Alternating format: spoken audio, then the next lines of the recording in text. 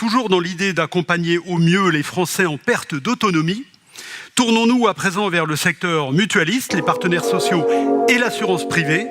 Contrats complémentaires ou couverture dépendance généralisée à l'ensemble de la population. Cette question en appelle d'autres. De nouveaux intervenants vont en parler avec nous. Marianne Monchamp, Caroline Selva, Éric Chenu et Dominique Monneron.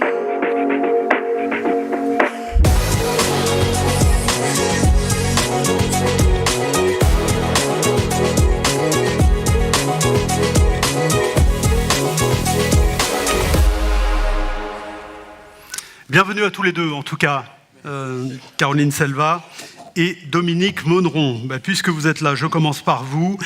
Caroline Selva, vous êtes directrice de la vie et des relations institutionnelles et directrice de la fondation d'entreprise de l'OCIRP. Dominique Monneron, vous êtes délégué aux relations institutionnelles, Fondation Partage et Vie.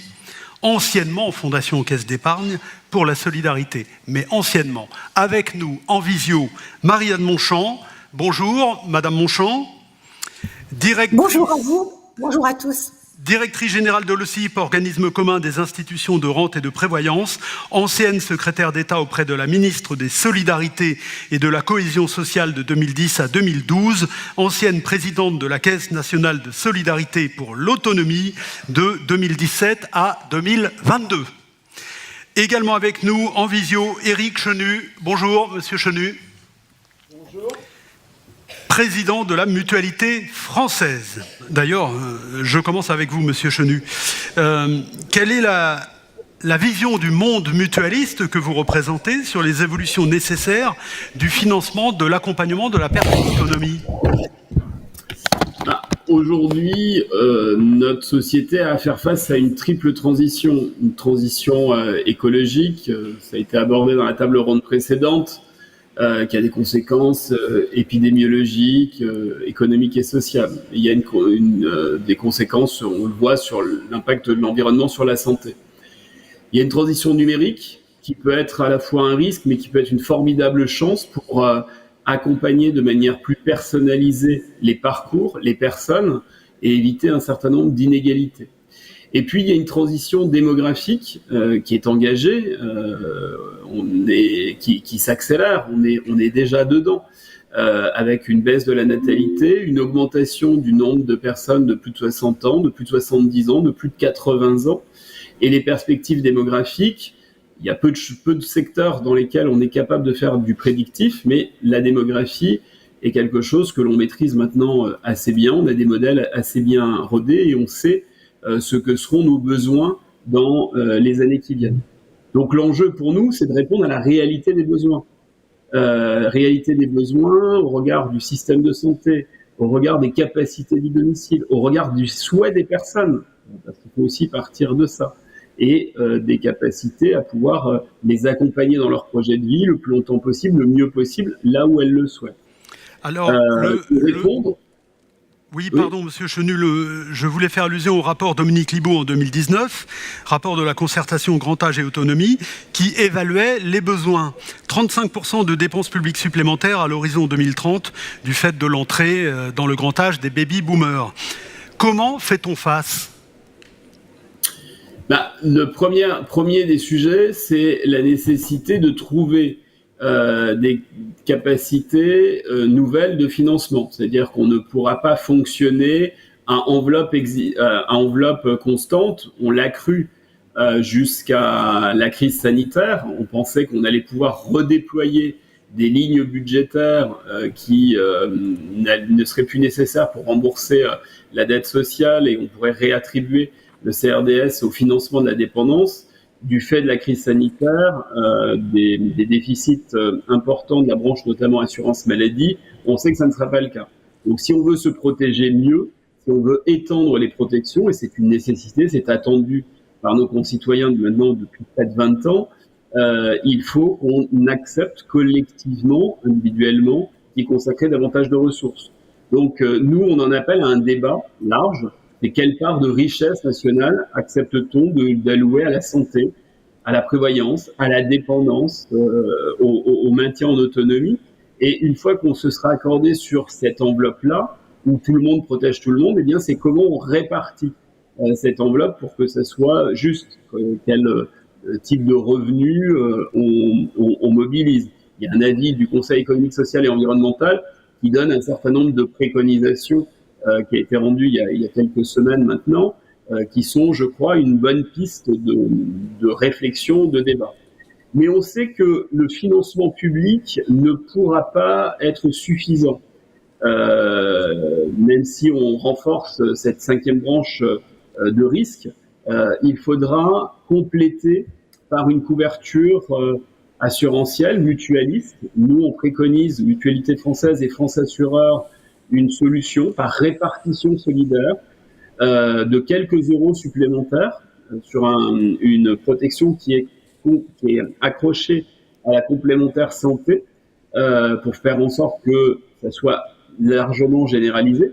Si on le veut, on peut aussi le faire de manière obligatoire. En tout cas, nous, la préconisation qu'on portait, c'était une couverture accrochée à la complémentaire santé qui permet de générer une rente jusqu'à 500 euros par mois pour les personnes en GIR 1 et 2. Pourquoi 500 euros par mois ? Parce que c'est à peu près le différentiel entre le niveau moyen des retraites, des pensions et le coût de la dépendance. Et donc, cette couverture, elle coûte peu cher, donc elle est assumable, soutenable, elle permet d'être généralisée, donc de couvrir tout le monde sans grever les finances publiques. Ça nous semble être une piste intéressante. C'est pas une solution par capitalisation, c'est-à-dire que vous n'avez pas besoin de cotiser pendant 20 ans, 30 ans pour pouvoir en bénéficier. Si on le décide à l'automne, eh bien, c'est quelque chose qui peut être en place dès 2025 et apporter des réponses à quelques dizaines de milliers de familles. Mais le financement public restera nécessaire, voire prépondérant. Tout ça passe par plus de solidarité nationale ? Nécessairement, si on veut structurer une filière du grand âge, répondre aux besoins, à la réalité des besoins, au maintien à domicile pour toutes les personnes qui le souhaitent et qui le peuvent, accompagner les établissements d'hébergement pour personnes âgées dépendantes, accompagner les résidences seniors, rendre attractif la filière avec les personnels, les professionnels du lien, du soin auprès des plus âgés.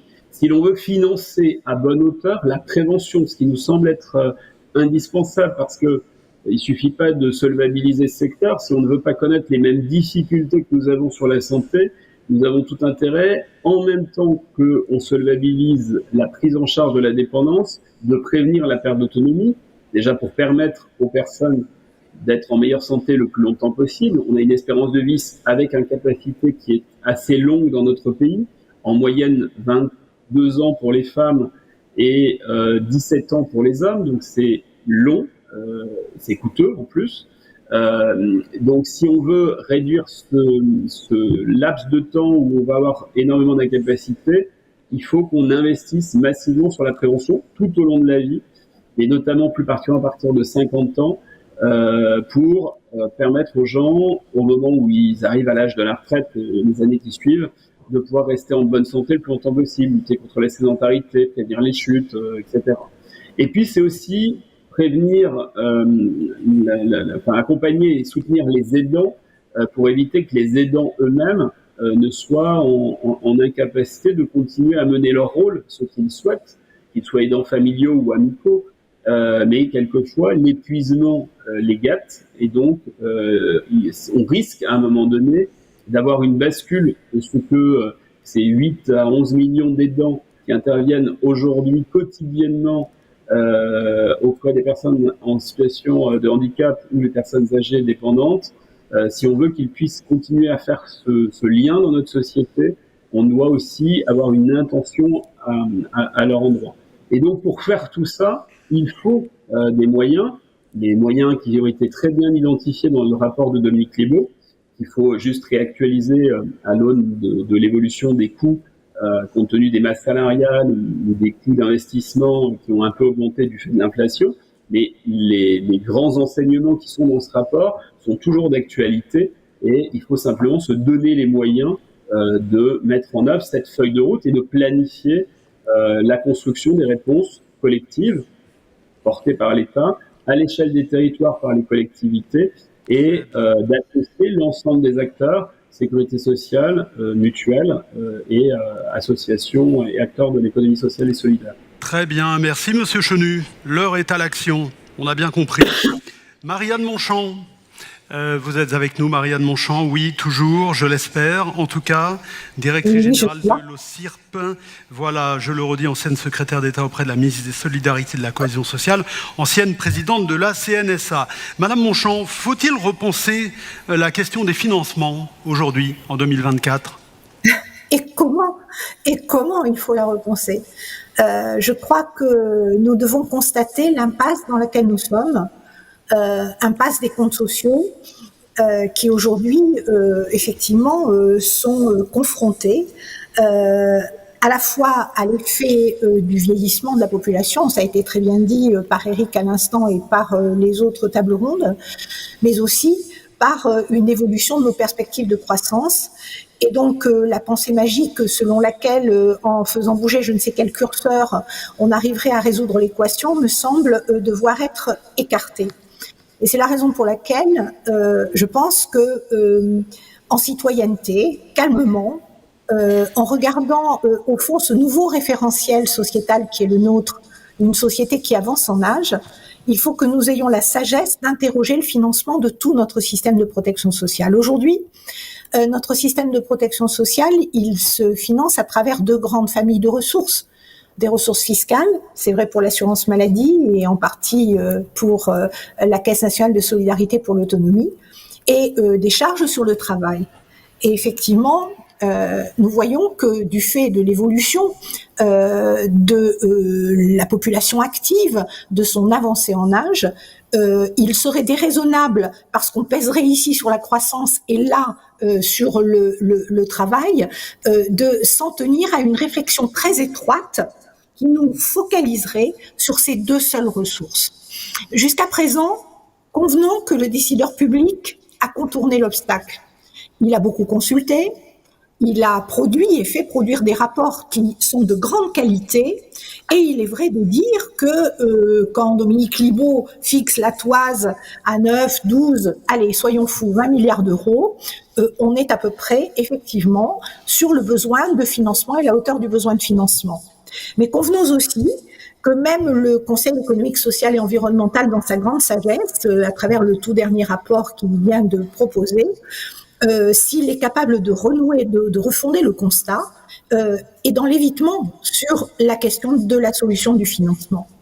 Et je crois que, si vous voulez, ce qui est très important, c'est d'ouvrir rapidement, parce qu'il y a une urgence à ça, celle du financement de nos établissements, celle du financement des services d'aide à domicile. Il est urgent d'ouvrir, disais-je, le débat sur la troisième source de financement qu'il faut être capable de mobiliser pour construire cette complémentarité avec la cinquième branche autonomie.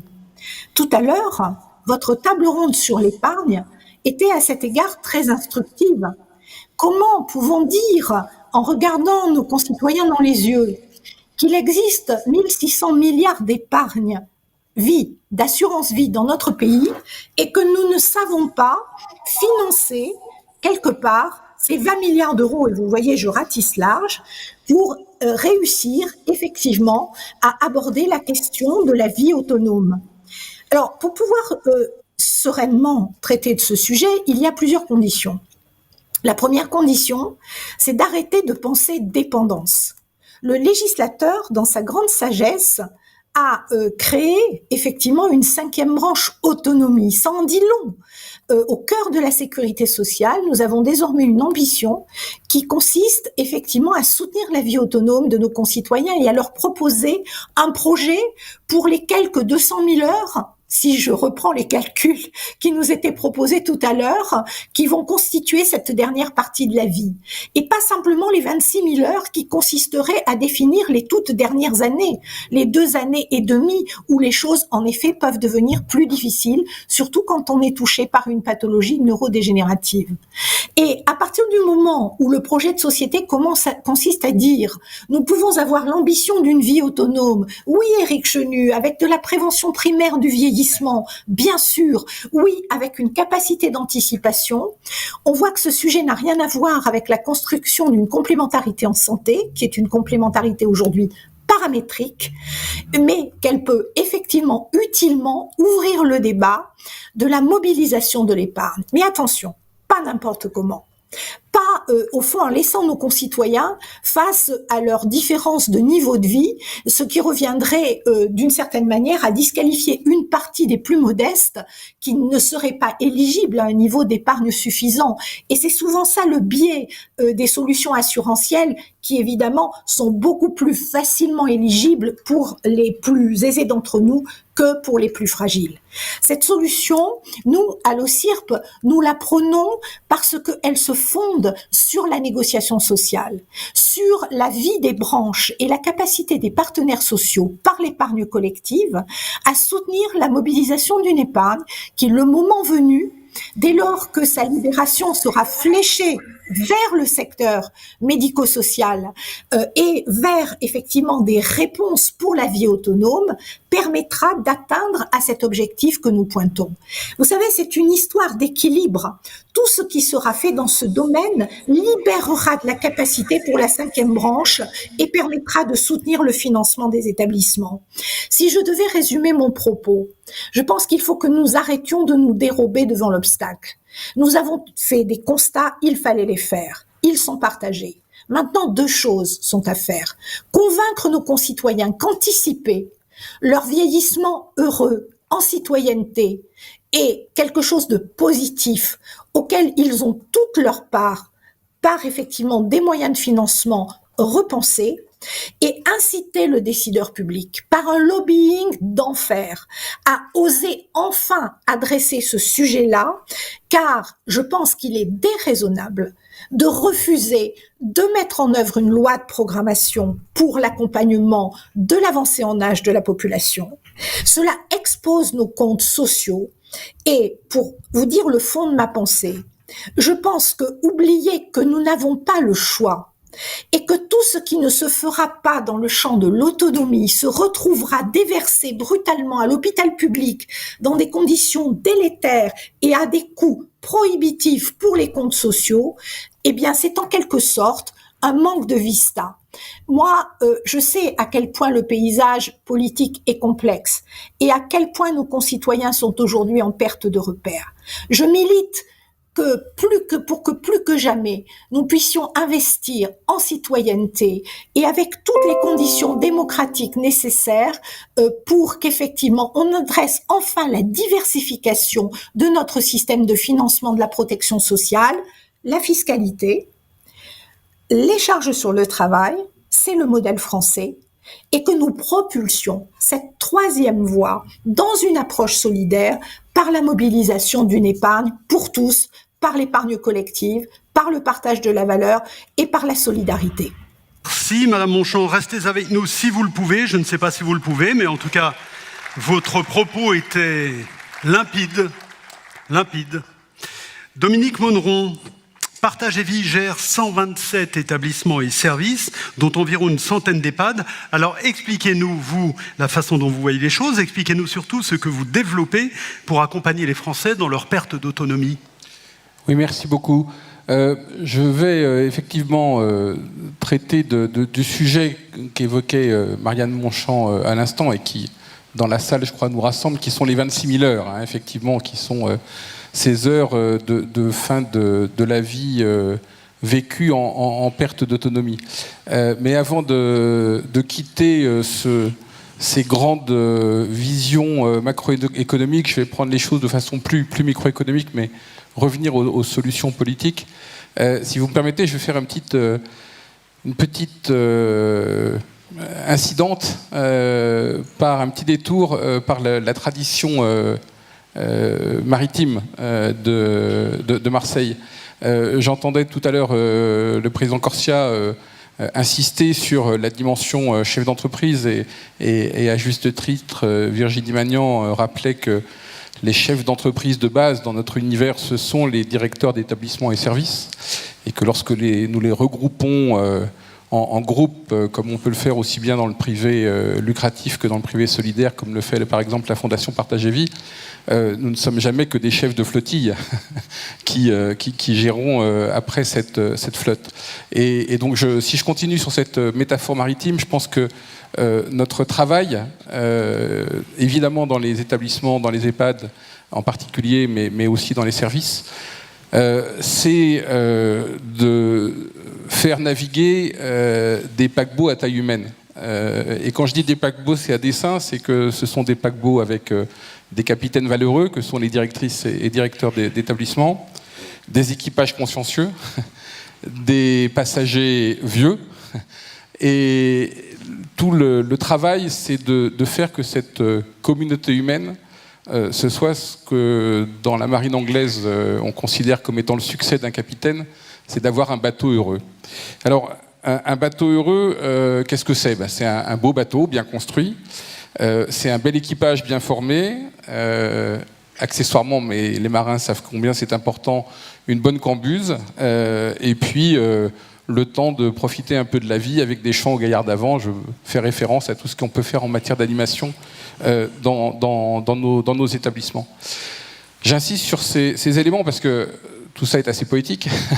Mais la vraie question qui se pose, c'est ces bateaux, à quoi marchent-ils ? Eh bien, ces bateaux, ils marchent, si vous me permettez cette expression un peu facile, ils marchent à voile et à vapeur. Ils marchent à voile et à vapeur parce qu'ils ont besoin de ressources différentes. Et quand je parle de voile et de vapeur, dans notre univers, je parle d'argent. La voile, on va dire que c'est la dotation soins-dépendance qu'on reçoit, et à la différence du vent, ce dont nous avons besoin, ce n'est pas gratuit. Et donc il nous faut cette dotation soins-dépendance. Et j'insiste là-dessus, cette dotation de soins-dépendance qui est nécessaire pour assurer l'accompagnement des personnes, au fond, elle correspond aux mêmes besoins à domicile et en établissement. Et donc il est logique qu'elle soit à peu près du même montant dans les deux univers, et que je pense que cette progression vers une dotation unique serait un facteur extrêmement important d'évolution de notre secteur. Et puis il y a un moteur, et le moteur il a besoin de carburant. Le carburant, c'est ce que payent nos résidents pour bénéficier d'un bon service d'hébergement. Mais quand on a besoin de carburant, encore faut-il avoir les moyens de faire le plein. Pourquoi est-ce que je prends toutes ces comparaisons ? Parce que à l'arrivée, la question qui se pose, c'est tout ça, c'est très bien, mais un jour de croisière, combien ça coûte ? Eh bien, dans nos établissements, dans nos services, un jour de bon accompagnement, quand on discute entre opérateurs, c'est environ 90 € par jour. Voilà. Il nous faut 90 € par jour. Si vous transformez ça en heures de travailler, en moyens nécessaires, on retombe assez vite sur des choses qui sont compréhensibles. Il nous faut 90 € par jour pour bien accompagner les personnes âgées. Encore une fois, aussi bien à domicile qu'en établissement. Là où aujourd'hui, on reçoit plutôt de l'ordre de 75 €. Et donc une nécessité d'améliorer les choses sur cette dotation soins-dépendance. Il va falloir accoster, monsieur. Je vais faire vite.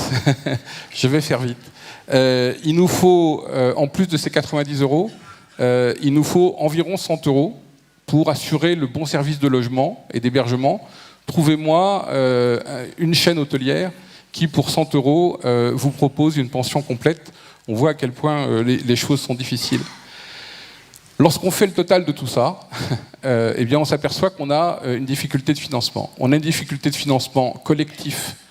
Et il faut que le financement de l'accompagnement reste un service public, qui d'ailleurs doit fonctionner peut-être à l'avenir dans une logique de délégation de service public, quel que soit le statut de l'opérateur, qu'il soit public, solidaire ou privé. Et il faut que cette dotation soit augmentée. C'est tout le débat qu'on doit avoir avec les pouvoirs publics au moment de la loi de finances pour 2025. Et donc on passera ce faisant de 75 € à 90 €. En 2 mots, Monsieur Mondron. Et je termine, mais j'ai vu qu'il fallait du temps pour tout le monde. D'autre part, il faut donc ces 100 €. Ces 100 €, si vous les multipliez par 30 jours, on est à 3 000 € et on voit très bien qu'on est tout à fait au-delà des moyens dont disposent 90% des Français, et même en tenant compte de leur patrimoine, puisqu'on sait bien que le patrimoine est encore moins bien distribué que les revenus. C'est pour ça que je ne peux que souscrire à l'idée qu'il faille mutualiser le risque hébergement, soit comme le propose le rapport Pires-Beaune dans une assurance publique, soit le cas échéant, comme l'évoquait M. Chenu, dans une assurance par répartition. Ça me paraît être la bonne piste et la bonne solution qui permettra en outre de résoudre la question qui a été évoquée ce matin, qui est la question du manque de moyens des établissements et services. Et avec ces 190 € par jour, nous aurons enfin les moyens de faire honorablement notre travail. Merci.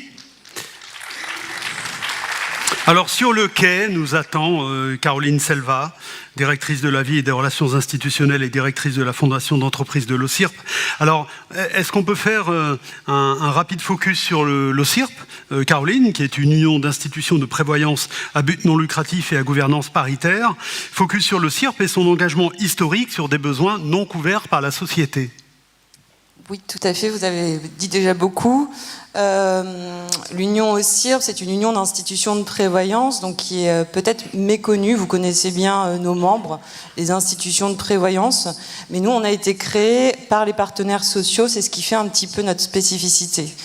On s'adresse aux salariés et à leurs familles, donc c'est aussi quelque chose qui est important dans notre référentiel, puisqu'on s'adresse principalement à cette période de vie au travail et de la nécessité d'anticiper les situations futures. Donc on a été créé à l'origine pour faire face à des situations de veuvage, donc la société a évolué depuis. On a répondu à des besoins qui étaient non couverts, qui ne le sont d'ailleurs toujours pas aujourd'hui, en traitant la question des orphelins, le veuvage, l'accompagnement du deuil. Ça reste des sujets que l'on traite aujourd'hui et qui sont aussi des conditions, en tout cas, de l'accompagnement de la perte d'autonomie. Puisque quand on accompagne les salariés et leurs familles à faire face à ces situations difficiles, finalement, on intervient un petit peu à titre de prévention de la perte d'autonomie et on évite le cumul des situations qui font qu'on est encore plus dépendant ou qu'on a encore plus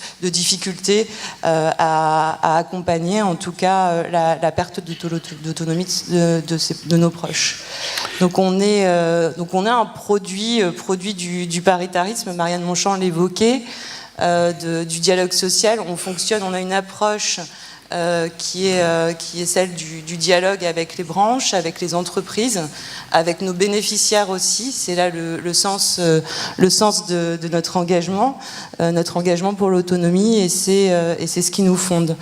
Il nous semblait important de revenir sur ces fondamentaux, puisque c'est vraiment le référentiel que l'on porte en commun avec vous, et c'est la raison pour laquelle on est là aujourd'hui avec vous, et aussi parce que nous avons des choses à porter en termes d'investissement pour l'autonomie, et d'investissement que l'on veut supplémentaire pour permettre de financer la transition démographique, la transition vers une société où l'on vit autonome tout au long de sa vie, ou en tout cas le plus longtemps possible. Sur notre fonctionnement, alors c'est un fonctionnement qui est souvent méconnu. On fonctionne on a été créé en union pour mutualiser des risques longs. Alors c'est intéressant, j'ai entendu beaucoup parler de mutualisation des risques, puisque aujourd'hui, quand la puissance publique n'est pas en capacité, en tout cas d'apporter des réponses, la mutualisation, ou en tout cas les coopérations à développer, sont intéressantes. Et c'est en ce sens que notre modèle est intéressant aussi, puisqu'on a mutualisé finalement, on mutualise les risques entre nos membres, institutions de prévoyance, pour permettre de garantir aux salariés et à leurs familles qu'ils pourront faire face à ces risques sur de longues périodes, et quelle que soit la situation à laquelle ils seront confrontés. Merci. Je vous propose d'accueillir à présent notre grand témoin. Elle vous a écouté avec attention. Elle a créé en 1993 le cabinet de conseil Utopie, spécialisé dans le conseil en développement durable aux entreprises. Nous accueillons Elisabeth Lalille.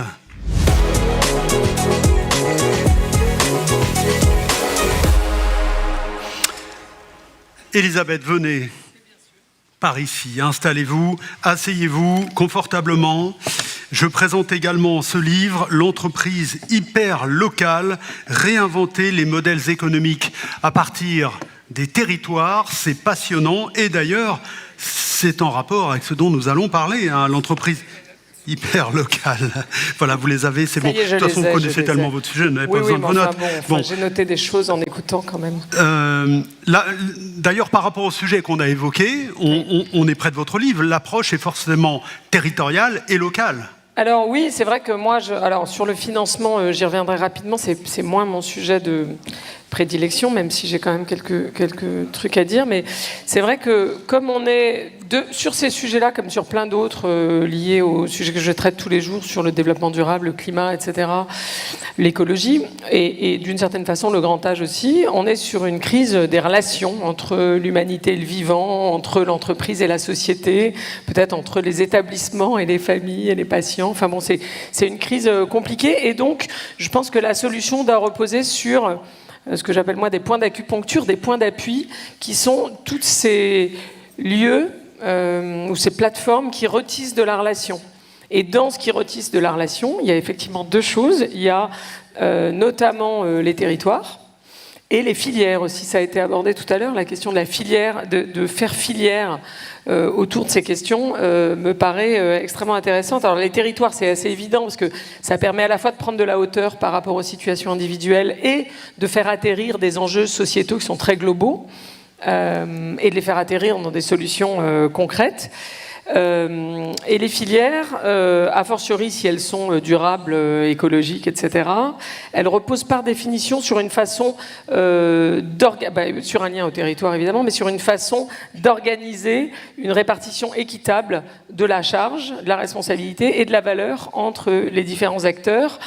Et ça me paraît potentiellement intéressant à l'échelle d'un territoire de se dire finalement, ok, il y a les acteurs du grand âge qui sont vous, mais il y a aussi tous les acteurs de la santé. Comment on organise une filière?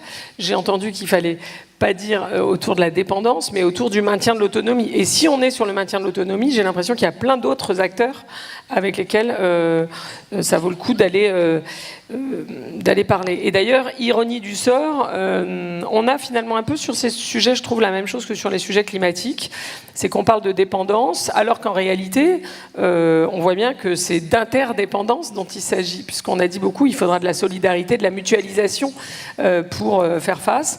Ça veut dire aussi que pour les acteurs, ça oblige, le biologiste Olivier Hamon a un truc hyper intéressant là-dessus, il dit quand on est dans des phases d'abondance et de prospérité, la compétition ça marche, dès qu'on va être dans une gestion de la rareté, c'est un peu là la rareté de la ressource financière notamment, etc., il faut plus de coopération, donc à nouveau retisser du lien, et retisser du lien aussi entre les acteurs, y compris parfois entre des concurrents.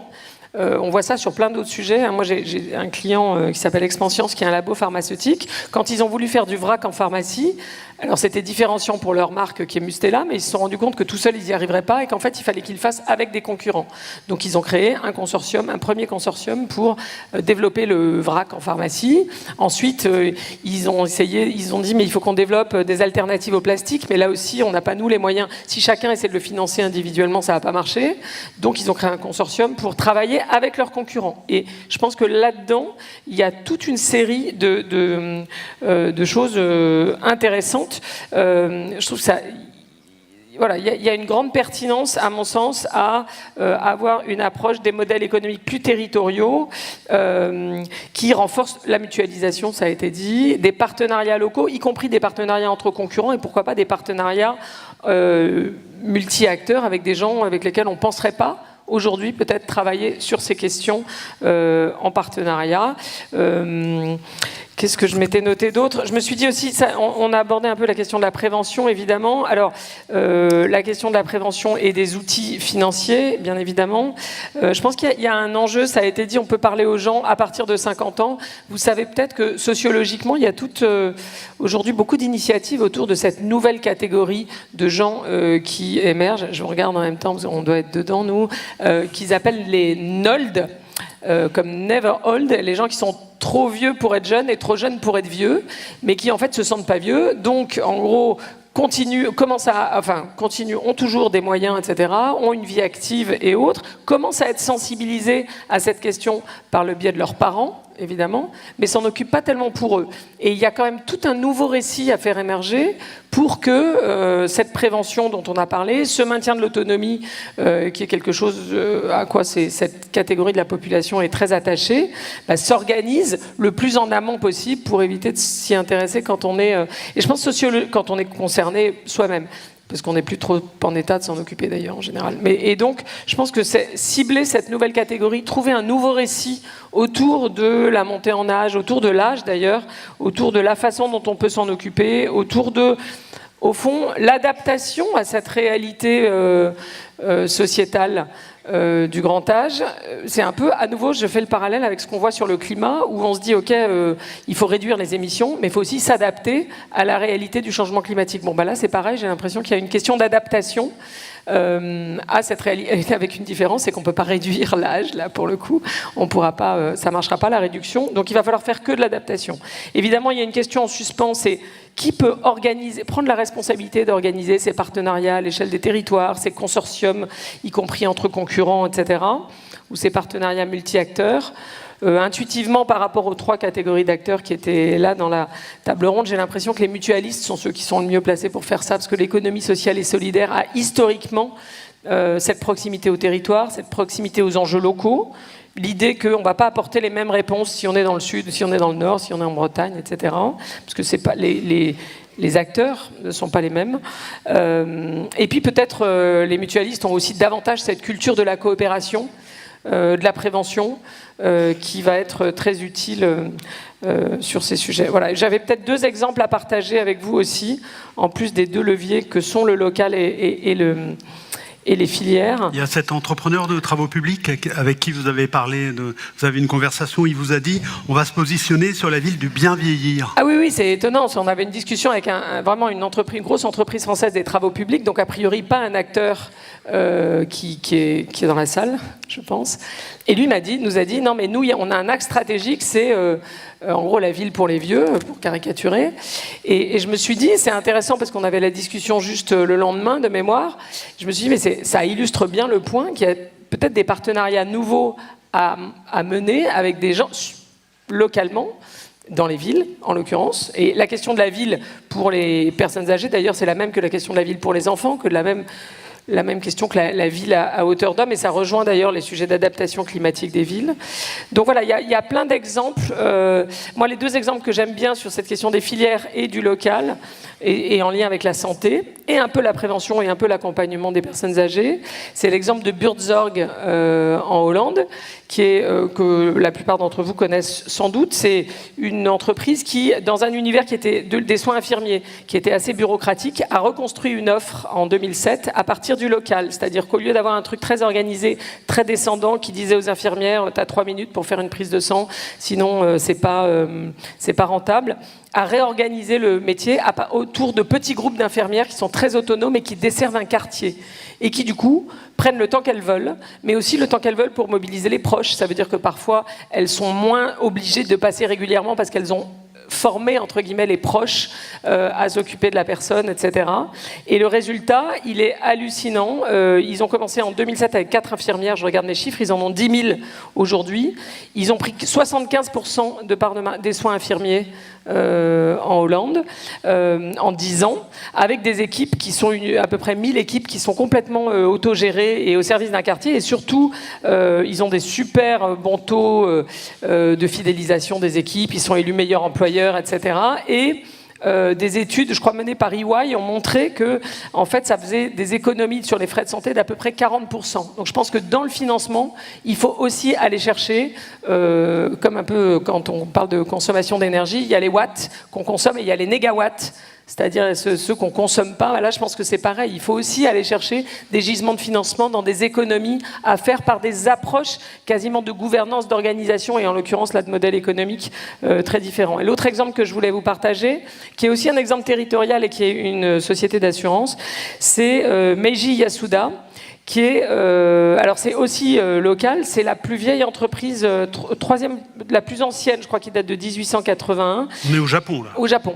Et la troisième plus grande mutuelle d'assurance vie au Japon, avec 50 000 salariés. Et pendant le Covid, ils se sont dit, en fait, notre sujet, c'est pas tellement la prévention santé, c'était la prévention santé et la protection contre les conséquences des maladies, mais en fait, il faut qu'on remonte à la préservation de ce qu'ils appellent la vitalité, non seulement de leurs clients, mais des communautés dans lesquelles leurs clients vivent. En disant, si on préserve la vitalité des communautés, on s'occupe aussi de la solidarité, et in fine, ça sera bien mieux pour nos clients. Et donc, ils ont lancé un plan en 10 ans pour transformer Meiji Yasuda en un leader de son secteur autour d'une mission qui vise, je cite, à assurer le bien-être des individus et la vitalité des communautés. D'ici à 2030, on sait que dans la définition de l'OMS de la santé, il y a la santé sociale aussi.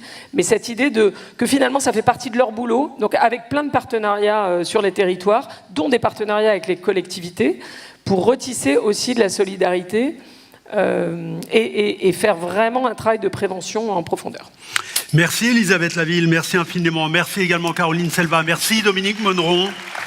Je vous laisse regagner la salle. Nous remercions également Marianne Monchamp et Éric Chenu qui étaient en liaison avec nous. Et puis je vous invite vraiment à lire l'entreprise hyper locale. Voilà, ça c'est passionnant.